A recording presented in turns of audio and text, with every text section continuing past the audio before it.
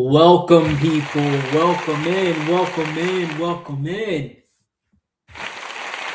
I'm glad we're able to have this meeting today, Wednesday, March 25th. Hump Day, as some of you may know it as. I'm glad we're able to meet tonight. We have a lot to discuss. You may notice that the room is looking different than before. And you may have noticed that there's a different location than usual for our meetings. You could even say that this room is different because of a specific situation we're in or that we'll be discussing.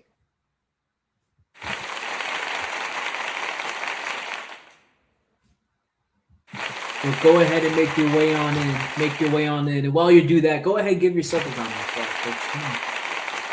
Let's not forget about that. Give yourself a round of applause for being here. You're making it through the week, halfway through the week, right? Halfway through. 2 more days, Thursday, Friday. We're here at the weekend, baby. Keep pushing out there.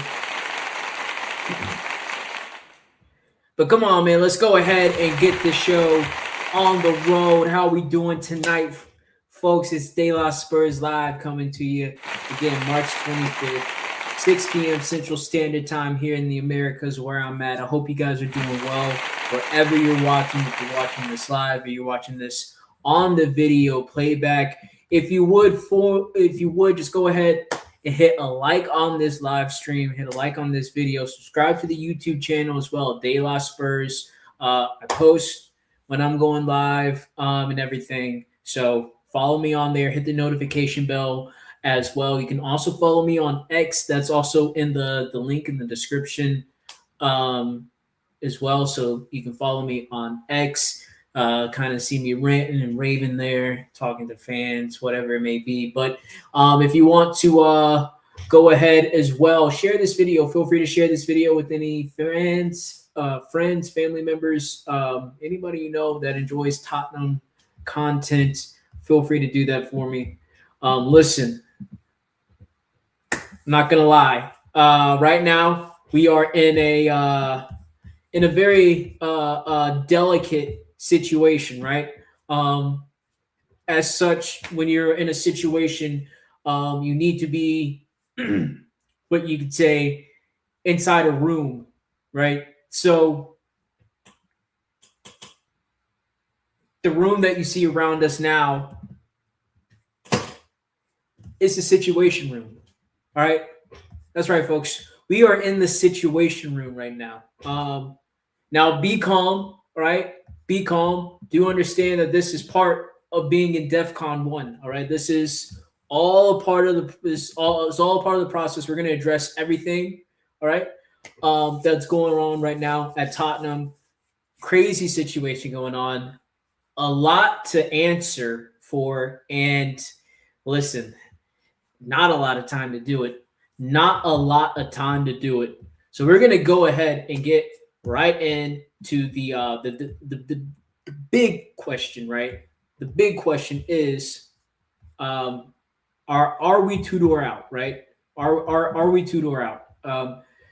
Now, to be quite honest, to try to simplify things, I'm not gonna lie. I don't I don't necessarily have any sort of belief in this manager. He is not warranted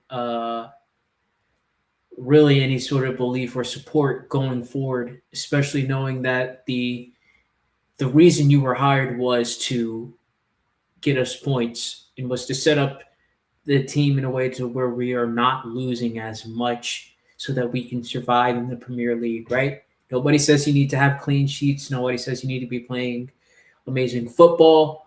It's you come in, set the players up, instruct them on the right things, tell them to do the right things. You get the performances, get the results that we need.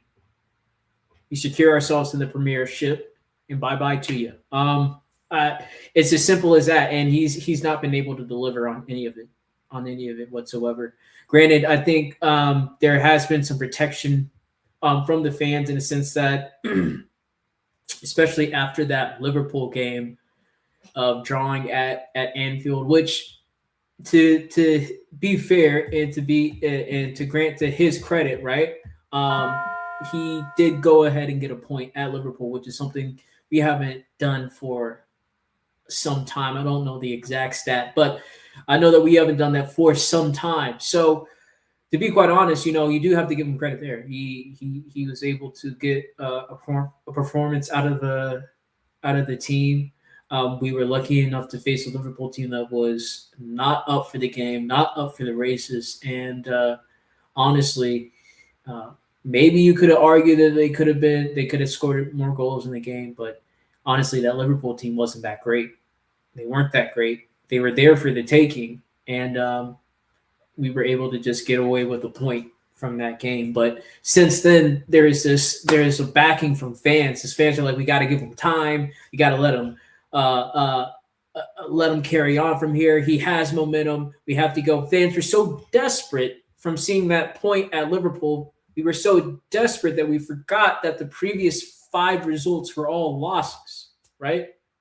We forgot that we lost to Arsenal in the London Derby at home. We forgot we lost 3 London Derbies in a row. 3 London Derbies in a row, and 2 of them were at home. Right? We forgot that we lost to an Atletico Madrid team that put 3 past us in a matter of 20 minutes. So a lot of fans gave him some grace, wanted to cut him some slack, right? They wanted to believe and have hope that he could continue on from there. But for what exactly? What is it that fans were thinking he was going to be able to do? He's only gotten 1 point out of his last 4 games in the Premier League. His record is terrible. But again, there's just this. We're so desperate right now as Spurs fans. It's just there's this appetite to this hunger for something, some sort of inspiration, some sort of spark. So we grab on and we latch on to anything that we can grab, or anything that we can hold on to. And a point at Liverpool was it as far as Tudor. That's all he could muster, and that's all that we had to hold on to. So it was a recipe for disaster because we go into the next game, or I should say the next Premier League game, right? Because he did get a win, all right, quote unquote, a win against Atletico Madrid in the Champions League, right? And I know people are going to say, no, that is a win. It is a winning game, but we got eliminated, right? The Atletico Madrid team wasn't really playing all too much because they knew that the tie was over. They knew that we didn't have enough in the game. So I wasn't necessarily taking a lot from that result either. Granted, we did play better than what we've been playing before. And you would think, right, with that performance, with the players that were playing in that game, let's take that to the next game, which is important in playing Nottingham Forest, right? We knew it was important because we threw the loser parade, right? We had the loser parade. Everybody gathered around to celebrate the players, to back the players, to push them and help them rise up to the occasion, right? And then we lost. So it is what it is. It is what it is. And he didn't start the same players, right? Didn't start the same lineup, right? Our most creative players on the bench. Again, a midfield of kids who have no experience in holding and backing and protecting that back line. They're just out there running around like headless chickens. There's no threat from either side of the field, left or right. It was a mess. It was a mess. And Nottingham Forest, to be quite honest, Nottingham Forest wasn't even that great, but the opportunities that they found that they were able to capitalize on were, I mean, as open and as simple as it can be. A corner, a set piece, a ball right into the middle, like literally right on the penalty spot. and then a header at the very end of the game. Listen, Tudor has absolutely failed at what his objective is. Like, he's failed, absolutely failed, and I mean, I think it's only going to be a matter of time before he leaves. We do have a 2-week international break, so I suspect, I suspect Tudor, he's going to be gone by then. Tudor, I'm sorry, but it's over for you, buddy. It's over for you, buddy. To be quite honest, I don't have any official reports. I do have this little piece of social media that I saw scrolling around. And this is from Alistair Gold. So take it however you want to take it. Holy shit! Wow. I'm sorry. That was flagrant. that was wild. That was wild. I'm sorry. That was wild. Jesus. I'm sorry. So take what you want from the post. But it does say that Alistair Gold, or from Alistair Gold, that Tottenham will want to be sensitive towards what Tudor is going through. By the way, his father passed away. Condolences and rest in peace to Tudor's father. But like the post says, it looks like there's going to be the likeliest scenario is that there's going to be a mutual parting of ways, so Tudor can go and focus on his family situation while Tottenham look for a new manager to help save us again.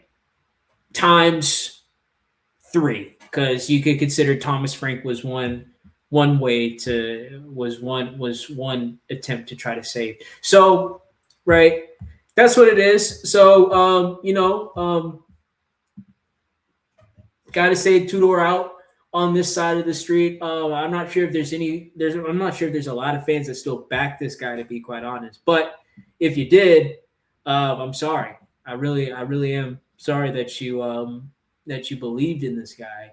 I mean, there was a lot of questions to his approach, and we'll wrap it up here. There's a lot of questions to his approach, right? I know when he first came in, I asked, is he going to be soft or nice with the players, right? Is he going to try to be that emotional cushion and try to just be like, hey, man, I know we're going through some bad times, but you got a clean slate with me. Let's go and hammer these games out and let's try to get some points? Or was he going to come in like we've seen and kind of try to put boot to ass, be a little bit colder to the players, kind of make them realize or feel the reality of the situation by your treatment and your actions, and how decisive you may be.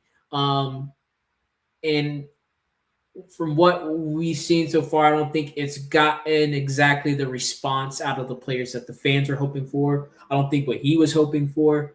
Again, only 1 point out of 5 Premier League games. So 1 point out of 15. It's not good enough. It's not good enough, bro. So Tudor out. It is what it is. All right. But listen, we move on to greener pastures anew, right? We got to find, we have to keep going. We have to keep moving. We can't let this guy slow us up, slow us down, right? We can't let Thomas Frank, we can't let Tudor, we can't let Vinay, we can't let Lange, we can't let these people keep Tottenham down. We got to move forward and move on. So the next question is, right, who in the hell can save Tottenham? That is a great question, because right now it looks like the managerial position at Tottenham is lambs for the slaughter. All right, lambs for the slaughter. There is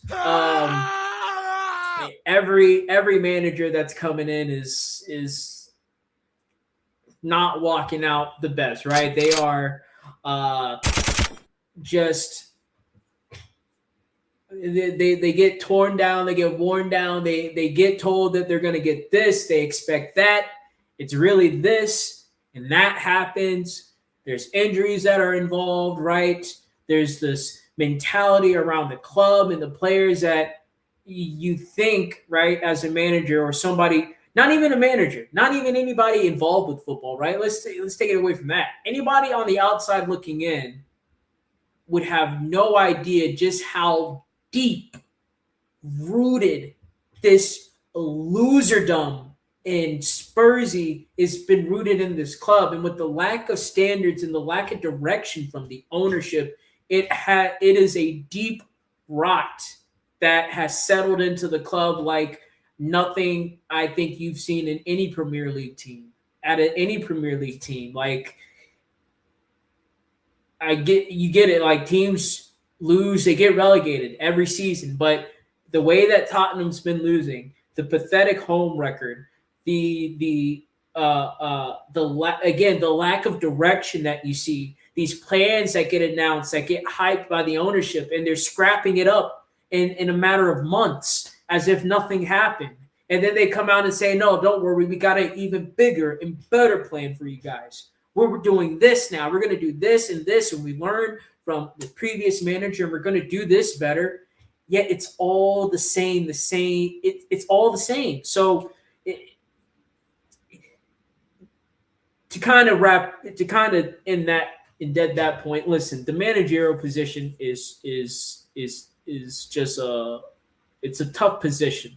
And with Spursy loserdom that's wrapped around the club, the injuries that happen, the strength of the Premier League and the strength of schedule, every manager is essentially on the chopping block from day one. It's a countdown. Honestly, it's a countdown to when that manager will get fired. It's a countdown of when everything will blow up and when everything will go wrong.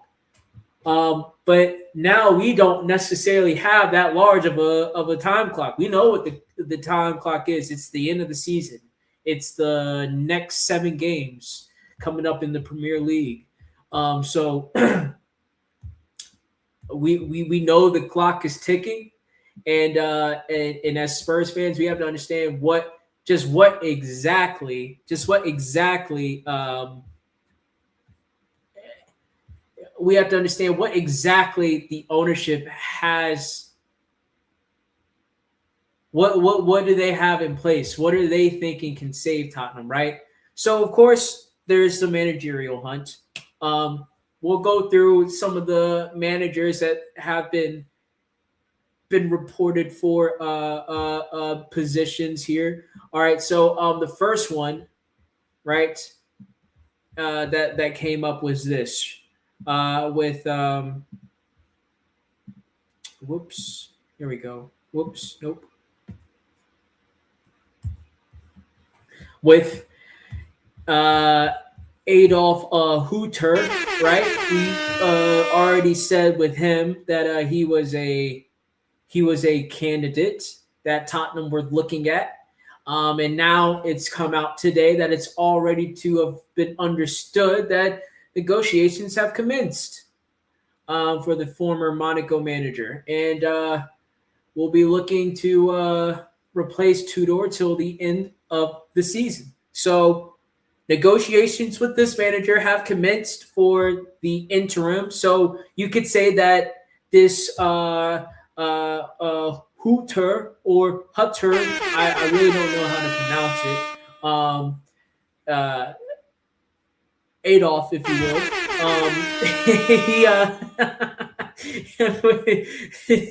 He's going to be the plan for the short term. And it looks like, according to Le Whip, he will be we're already in negotiations for this guy to be the interim manager.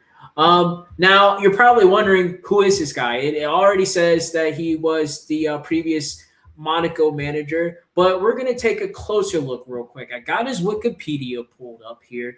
Now, he goes by Adi. So we're just going to call him Adi Hooter or Hooter. So Adi is an Austrian professional football. Oh, Jesus Christ. Come on. He's Austrian. Okay. Is an Austrian professional football coach and former player. As a player, Hutter reached the 1993 UEFA Cup final and won the Austrian Championship 3 times with Austria Salzburg and won the Austrian Cup with Grazer AK. Um, I am just choosing up these words. I really don't know what an Austrian accent is, so whatever. We're gonna really skip his playing career. We're not really worried about that. We're really more focused on this, his coaching career. Um, Now, I'm not going to go through his whole entire coaching background, but you can see he started out as a youth coach, right? Pretty much stayed in Austria with Red Bull Salzburg. Um, uh, as you see here, he began his head coaching with Salzburg in 2014, 2015. So, really big job with Salzburg in 2014, 2015. Then goes to Young Boys,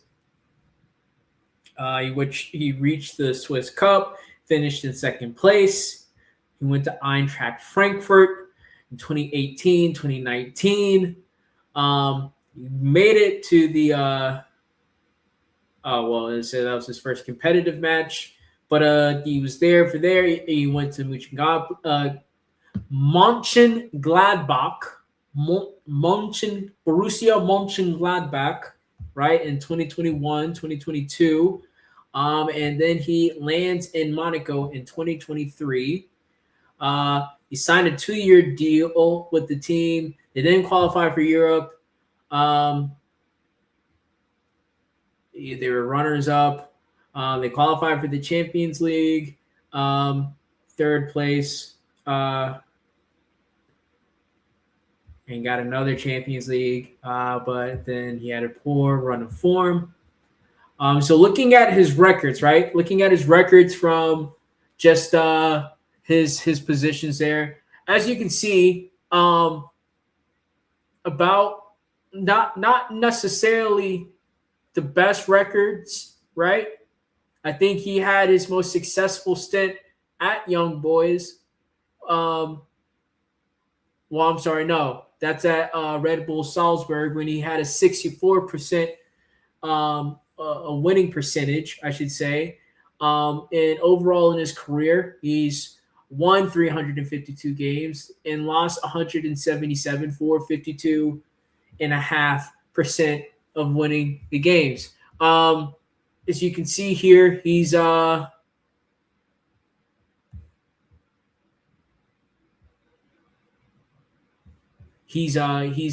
the Super League with the Swiss, right?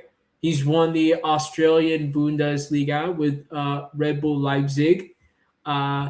He was a runner-up in the Cup, so he's had some success, right? Even though he ended with the poor run of form at Monaco, right? Had some success there with getting at least to the Champions League. Let me say that he didn't actually win anything, but he got to the Champions League, right? So as far as a manager doing coming in to do a job, right? Is he necessarily the best candidate out there? No, probably not. But what we can gather from this is that one, he he doesn't spend a whole lot of time with places. It seems that even for the highs that he reaches, right? And I mean, with Red Bull Salzburg, he was there for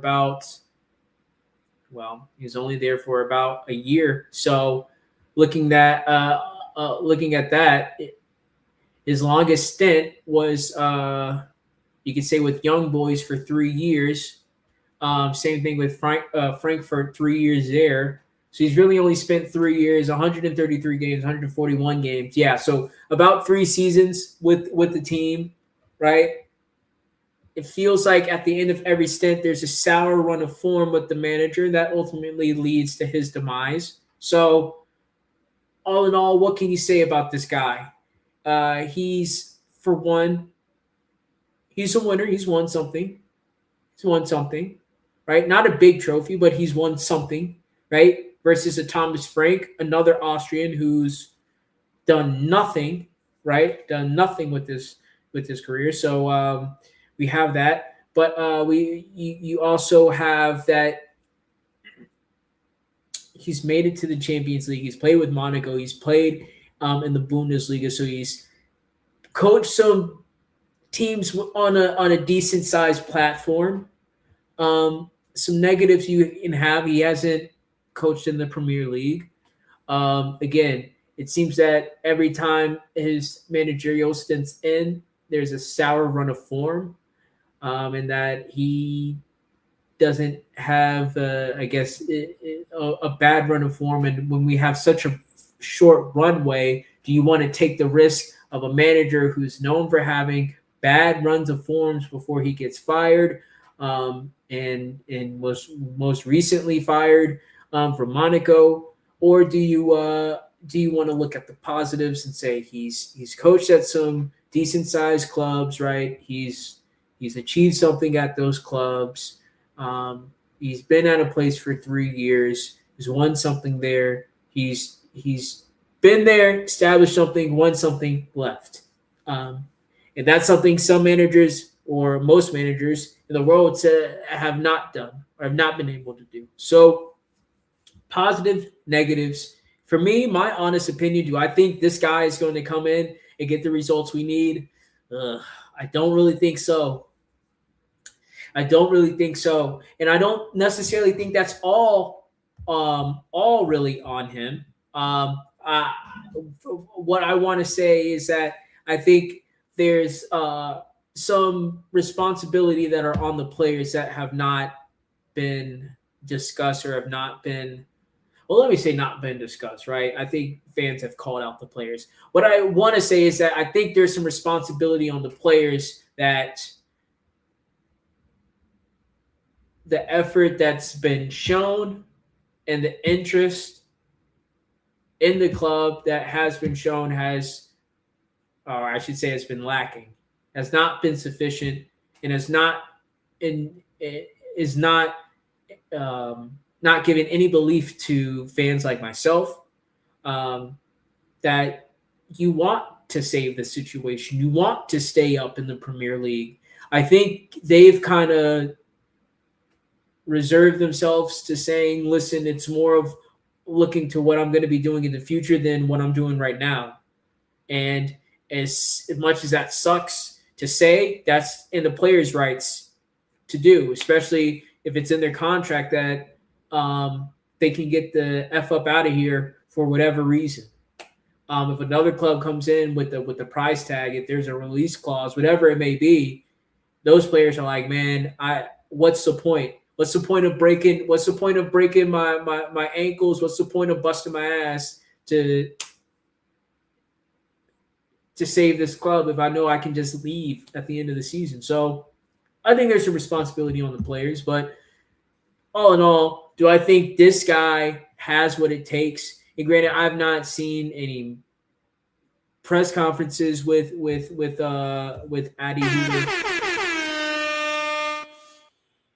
I haven't seen any team talks. I don't know how this guy coaches. I don't know what his style is. To be quite honest, I may have watched Monaco a little bit at the time, but I haven't really been paying attention to the teams he's coached over the years. They haven't really stood out to me. So I really don't know what this guy can bring to the table or bring to Tottenham that can save us. I really don't know what is different than Tudor when he first came in. What the difference is going to be? I could say his resume is better than Tudor's, so maybe I have more belief in that his resume looks better. But other than that, I don't know. I don't know. But listen, for Adolf Hutter, negotiation. So we'll have to see. Time will tell. Time will tell. Hold on. There was a tweet that I wanted to pull up for him. Where is it? Here we go. I mean, yeah. So I found this tweet too. I thought it was also interesting. This is just kind of going over. Let me make this full screen. Here we go. So obviously, this guy is criticizing what his look is, but I mean, he pretty much pulling up the same screen that we did on Wikipedia, just kind of running down through his managerial stints and what he's done there. He's had some success, but it may not be enough for some fans to give them belief. So, like I said, like I don't think there's anything in his resume or anything that he's bringing to me that was any different than Tudor that would make me have any more belief than what I had in Tudor, which was already very little when he came in because he didn't have anything really to bring to the table. So it's the same thing with this guy, but we are in negotiations with him. I think it's probably going to be the highest likelihood we go with him because, right, this has come out for the other candidate in Roberto De Zerbi. So Roberto De Zerbi, he was a candidate for the long-term a coaching stint, but there were some rumors, just slightly that maybe, just maybe, if Tottenham sweetened up the pot, that he might want to come in and try to fix whatever Tottenham is now. But this report that I saw from DiMarzio, again, take what you want from that source and from this post, but it's saying here that he's not going to be coaching any other teams for the rest of this season. And he wants to evaluate his options in the summer. I know it says at the end of the year. I think they mean the year like the season year of 25-26. But if they are talking about the calendar year, that's even bigger red flags, right? And maybe that will lend to or lean more towards going towards Pochettino, who says, as soon as the World Cup ends, I'm ready. But if this guy's going to actually wait till the end of the calendar year, then he may not be the best option. But I think they just mean the season when they say the end of the year, seasonal year, if that makes any sense. I don't think that makes any sense. But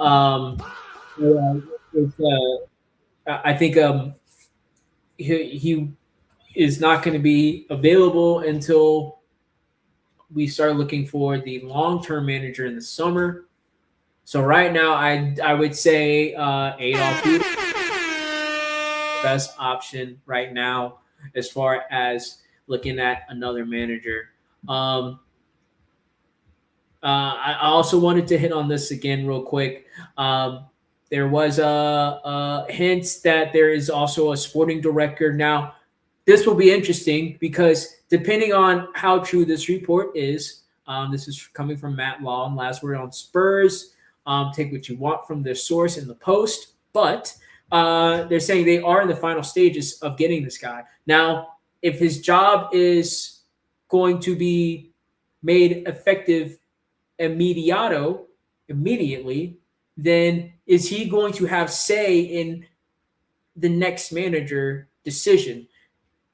And I would say in this next upcoming week, right, when there's nothing going on, this is the perfect time, or let me not say it's the perfect time, but this would be the time to do that when you have time to plan. You're not trying to make decisions in between games where the emotions and all the highs and lows that are about to hit us from whatever happens in these games are happening, right? So we don't want to be in the middle of that while we're trying to make a decision on who the manager should be, when the sporting director should come in, how much say does he get on this, what the sporting director's say is going to be when he's in the middle of the situation, right? Do it now, even though we're in Defcon 1.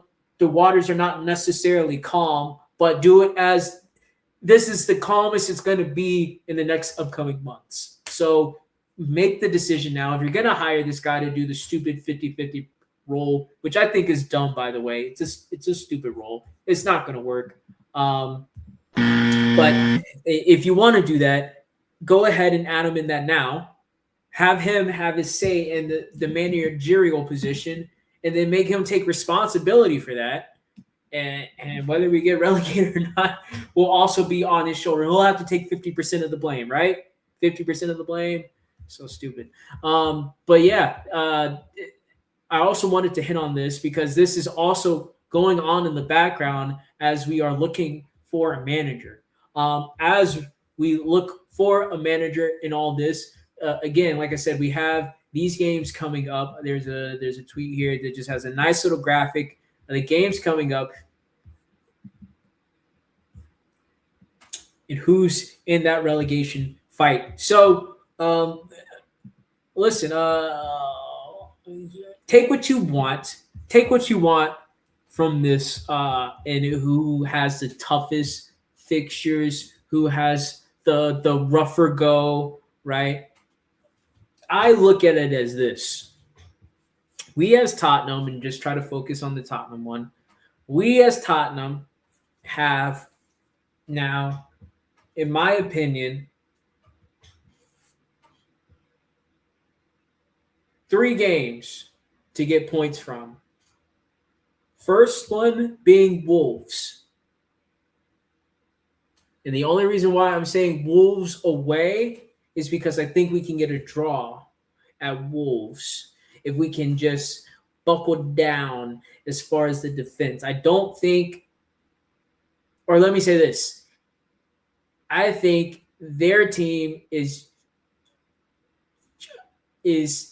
playing well, but is still at the low levels of where our team is at currently.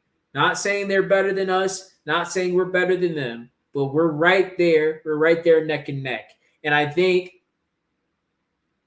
if there's a team that you would think Tottenham would have in mind that we have an even of enough go with mentally, it's Wolves. This is the lowest team. This is the team that's confirmed relegation. Right now, they're out there just playing for the hell of it. So if there's any game where you could say there's quote unquote no pressure because this team is already relegated, right? It can't get much worse if you lose to this team. All right. You already see Leeds and West Ham are playing this team as well. You also got relegation level teams playing. Like, there's no pressure in this game. There should be no pressure in this game, or not as much pressure, right? We're also playing away, so we're not playing in front of the home crowd, right? There's not going to be a loser parade going on beforehand. This should be a non-pressure game. You go in, do your best against Wolves, get a point, go out of there. Next game, Leeds at home. Leeds at home is very important. Very, very, very important. I know I just said in the last one that playing at home puts on pressure for us. I think it will put on pressure for us. But first of all, it's the second to last home game. Okay, so I think technically that Everton game will be more of a pressure cooker than Leeds. Second, Leeds is right there with us. Depending on how their run of fixtures go in their next games, right? They could be right there with us. And I mean, now that you think about it, that is a lot of pressure on the players. You know, that Leeds game is going to be tough. That Leeds game is going to be tough. I know everybody's gonna say the old 6-pointer, but that right there is the 6-pointer. If Wolves isn't, which I think Wolves is, but there's gonna be so much pressure in that game, especially we do the whole dumb little loser parade that everybody wants to do. There's gonna be so much pressure in that game. Actually, I'm not sure if we can get points in that. That's going to be a tough game to get points out of. It really is, because I don't think Leeds are any sort of special as far as their quality. But from what I've seen, how I've seen them play, they do the knock it long game, hoof the ball upfield, the knockdown ball game. They press, they defend what looks like man-to-man. Hey, they're going to make it a messy, tough physical game, and depending on where we are mentally at that point in the season, right? If we're in the relegation window and if we're in 18th or lower, I mean, that game, we may not get points out of that game. We will lose to Leeds. If we're in 18th place playing Leeds at home, we'll lose to Leeds. They'll make that game probably the most disgusting game that Tottenham have played in this season, and they could walk away with points out of it. I guarantee you that right now. So I'm not sure. I'm not sure about that Leeds game. I was coming into this thinking that would be the game because it's the second to last home game. You're playing a team that's in the relegation level with us. That would be the game that the players put their all into, try to get a point. You go into Chelsea, we know we're not going to get really anything out of that game. And then you go into Everton with the same mentality. And if you got a point from Leeds, then maybe you feel like you can get a point from Everton. But I'm not sure, man. I'm not sure. That Leeds game, now that I put it that way, I've thought about it that way, and just how soft this team is mentally right now, and just how they just fold under pressure. They just fold under pressure. I have no idea now. I have no idea. I have no idea. Wow. Just really makes you think, huh? Really makes you think. I mean, so really, to get back to my point, Wolves away, maybe Leeds, tentatively Leeds. It's really only 2 games. 2 games we can walk away with points from, in my opinion. I don't think we're going to get anything out of Sunderland away. I think Brighton, we play Brighton. Is that at home? Yeah, we play Brighton at home. Listen, Brighton is an iffy team to me. Brighton can either be really bad or they'll just show up out of nowhere and play some excellent ball. I think that may be a case of Dr. Tottenham, especially for a Brighton team. I can't remember. I'm not sure if they're on necessarily the best form as of late, but I think a visit from Dr. Tottenham would definitely be available. Yeah, man. It's really only looking like 2. Aston Villa. I'm not sure if we're going to get anything from Aston Villa. They beat us at home.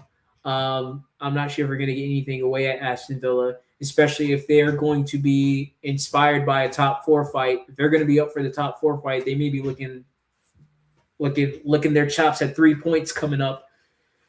Chelsea, we never get anything out of Chelsea away, so don't even need to go into details about that. And then Everton, again, that's going to be the pressure cooker game. Again, a game that will fold these players, a game that will break these players. And against an Everton team that right now looks solid. They're not, again, nothing special on the eye, Everton, to me. Nothing really special. And Dye is a good player. You have almost said James Maddison. You have Jack Grealish. You have some pretty good players on the team, but they've just gone about their business in the season well, and they've done it quietly. And you see that I think they're in the higher spots, not necessarily in the top 4 race. They're definitely in the top 8, top 6 maybe. Definitely in that fight. So they just gone about their business quietly, and I think they'll do the same. We beat them away. But that was with the Thomas Frank team that was solely predicated on scoring goals on set pieces, which we did. So I'm not sure going into this game, because I'm not sure the last time we scored a goal on a set piece, 1. And then 2, I think this Everton team would definitely have our number. They're definitely not going to want to concede 6 points to Tottenham throughout the season. And it's going to be the last game of the season. I think their players are going to know that it's going to be an absolute pressure cooker. That toxic toilet bowl is going to turn into a toxic pressure cooker. And I think they're going to know, just like that Leeds game, I think they're going to know to make the game absolutely disgusting, make it gross, make it physical, make it slow, force Tottenham to be uncomfortable, and it's just going to be a terrible watch. They're not going to be necessarily any quality on the ball either, but they're going to get their chances, and they're going to take them. And it'll be the same story that we've been seeing at home with Tottenham, the same story we've been seeing all season, same story we've been seeing the last couple seasons, to be quite honest. So just to kind of to follow that, I mean, hey, two more games, 2 games. I see us getting points in 2 games, and I'm not even saying those are wins. I'm just saying getting a point. Getting a point. Points are available for us. Not necessarily saying the 3, but just the 1. And if you're asking me, that's not going to be enough. It's not going to be enough.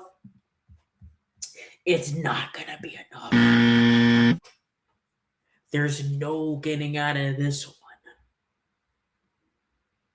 You're done. For real, though.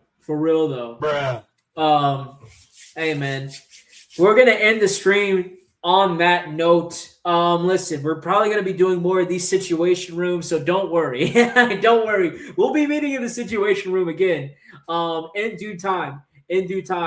But I want to thank you guys so much for joining the stream and everything. I want to thank you guys for watching. Please feel free again to leave a comment. Let me know what you think about the content, what you like, what you don't like, what you want to see, what you don't want to see. If there's anything that you want to talk about, feel free to just go ahead, man. Join the live chat. Throw a comment down below. I definitely take the time to read it, go over it. So don't be afraid. As well, feel free to like and subscribe to the YouTube. Like this live stream. Subscribe to the channel at De La Spurs. Also, feel free to share this with friends, family members, anybody that you know that likes soccer content, likes Premier League content, or likes Tottenham Hotspur.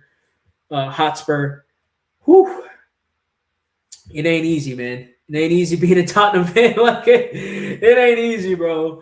It's not easy. So feel free to share that content with them. We can share in the pain together. I feel your pain, brother. I feel your pain. I may not know you, but I feel your pain. I really do. Man, oh man. Well, situation room, meeting adjourned. All right. It's still Defcon 1. Can't lower the Defcons, but hey, man, it is what it is. We'll be back live on Friday, which I believe March 27th. Yeah, March 27th, 6 p.m. Central Standard Time, same place, situation room. Make sure you come into the situation room. All right, don't meet in that other room. I'm not going to be in there. This is not a calm room anymore. We're in a situation now. So we'll be there 6 p.m. Central Standard Time. You know what it is. De La Spurs Live. But until then, peace.